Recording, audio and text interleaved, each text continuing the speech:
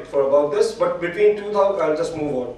Some of the key findings are, total number if you look at 639 seizures, averaging 53 per year, minimum of 1300 to 18 tigers seized, 108 tigers seized per year. Seizures have occurred in 12 of the 13 tiger range countries. One which is not there is, they have not provided the data, but we could have had.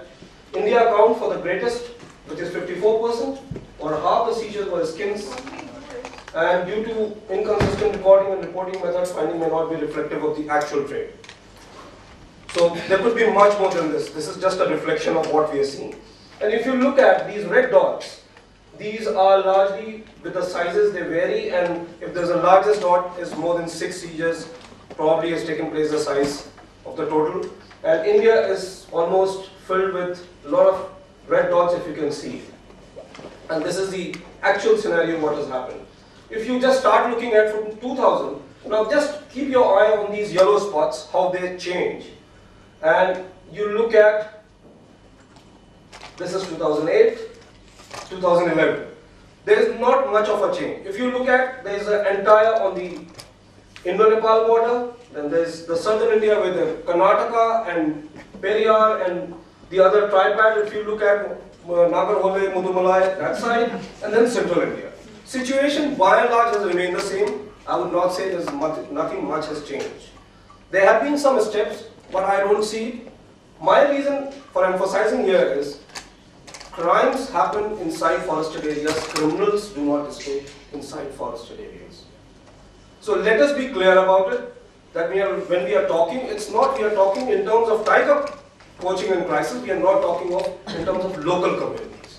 At largely it might seem to be.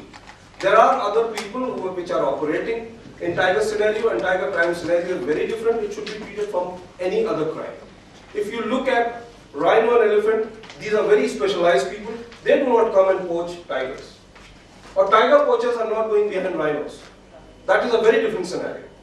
So these two scenarios are very different, and if you look at, by and large, most of these people which are poaching these tigers, I would just show you maybe in a graphical presentation or a flow chart what this is all about and Nexus is all about.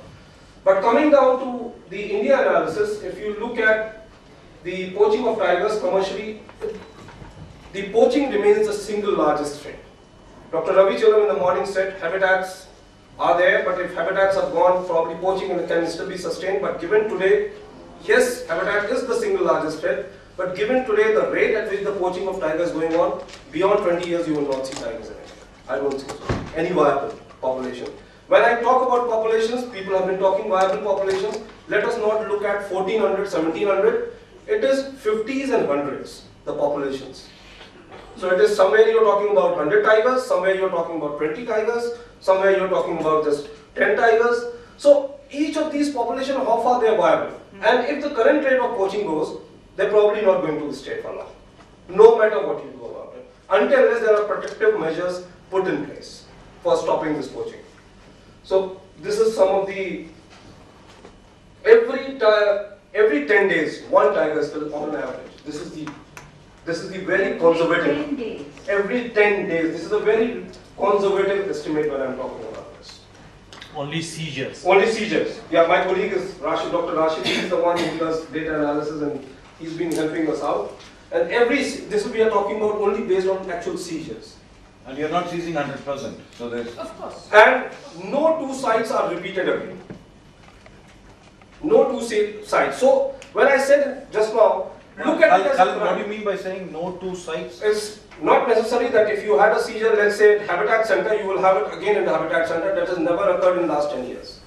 So it is saying that it is not the same people, same gang operating out of one area. They're mobile, they're dynamic. The trade is very fluid, it's moving all across taking advantage of different situations. But it could be the same PA. It's not the same site. I mean, it could, obviously the PAs remain the same, but it's not the same site. But it also in a crime, if you look at, from the criminal analysis, if you look at crimes are analyzed looking at the locations. What is the location, how far the crime has occurred, number of times the crime has occurred, so what is the vulnerability of that location. So that is also very important and central to a crime. 87% of the seizures occur within a month of each other.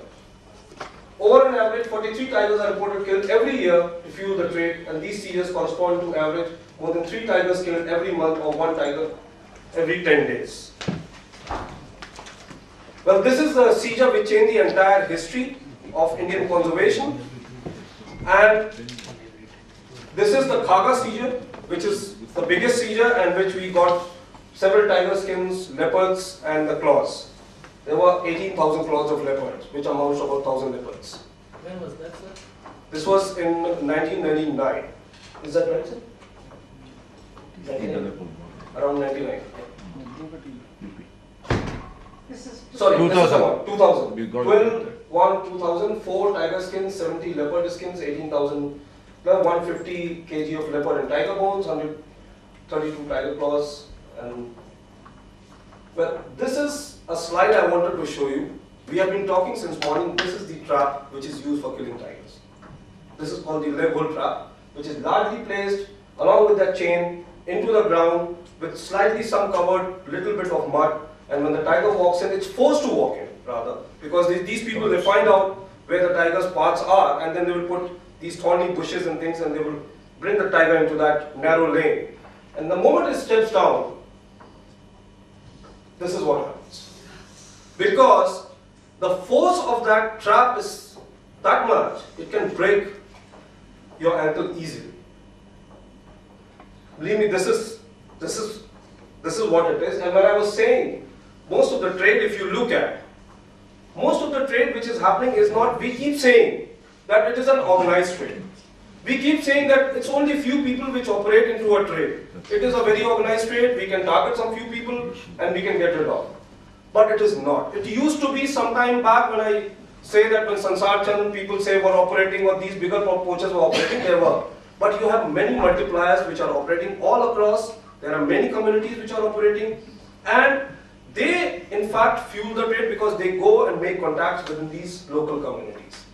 And that is the advantage they get, and that's how they poach into it, because these people, they go out, they will set up these traps, they go out and sell largely. When they trap a tiger, women are used as couriers for taking the skins across. They will not follow simple routes. Remote areas, especially tiger areas which are very close to remote stations or remote areas, are highly vulnerable. What Joseph showed just now, slide, of the highest density areas, those are the very areas which these people are targeting. So if you are doing a census at one side, they also have a census radar on the other side. Believe me, it may look very funny, but then these people know their jobs thoroughly. And presently, if you analyze poaching cases which have happened this year, these are largely areas which are where we have very high densities of tigers. Tadoba, Corbett, we have spoken. Southern India, we have spoken. These are all in Pilibhit.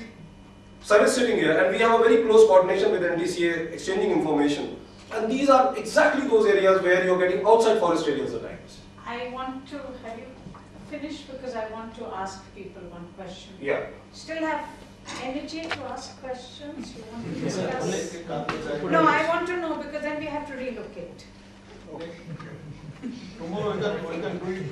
They won't be there tomorrow. Can we at least get their numbers? We can get their numbers, but I need to know, because then we will relocate to our office. No, that's fine.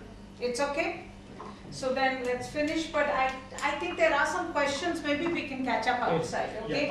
Okay. I'm done almost, but I just wanted to share. No, please. See, one of the things which I wanted to make, as I made in the beginning, saying that until and unless we start collaborating with other agencies, because till now we have been doing with Forest Department, NTC has taken a step forward, definitely, and one of the biggest things is to make it more transparent, which NTC has come forward, which was never seen before in the history of SDG type of conservation. But the moment, until unless we start taking a step and collaborating with agencies like customs, borders, police, tiger conservation is not going to do. Forest Department alone cannot save tigers. But just a quick question, Mr. Pasha. This is exactly what ETF had recommended. But it is not And happening. when the Tiger Crime Bureau was set up, the entire purpose of setting it up was to do this. So we are basically saying that the Crime Bureau has not been successful in any way checking poaching. I would say that given the crime bureau, if you look at presently, what is their capacity? Jubilee. Yeah, I'm but they have not saying been because they have of not been. The they have not bottom because they line don't is, have the capacity to deal with it. As yet, we are not seeing a difference. Important point. Because they are post vacant, staffs are vacant, central India you have vacant places, and beyond that, even crime control if it is there, even every state we don't see that liaising happening Yeah. with multi-agency. More focus. Secondly, until unless there's, I think so TTF has also made some observations on basically the frontline staff. Patrolling is one-off job of the many hundred jobs which he does. And I think so in Maharashtra, some of the parts where we have the tourism managing forest guards and wildlife patrolling forest guards separated, that kind of a model, if it is adopted, by and large somewhere, it is going to help us in patrolling because you can't expect the same person doing a 100% effective job with the same kind of effort. Doing a patrolling, looking after the people, managing tourism, everything cannot be done by a single person. And another thing is, we try to see the success and measures by number of seizures at most of the places. Whether it's NGOs, whether it's PA staff, as being, oh, we have done 10 seizures in a year, we are very successful. I would rather say, start looking at what are the preventive cases you have held in. Out of the total area, how many number of times the interventions were made and the poaching did not happen because of that intervention. That should come on record. That is the success or indicator of measuring a park, how active it is. If you get a surveillance, even NGOs, most of the time you see in papers, this NGO has done so many seizures. I think those NGOs should be taken for accountability. If there are seizures happening or even the parks, seizure has happened, tiger is dead. So what? You can't reverse it back. So that is no success. I would say that's a failure and it's a last attempt. You cannot do anything about it. And lastly, I think so, it's all of efforts I can talk about if there's any other questions.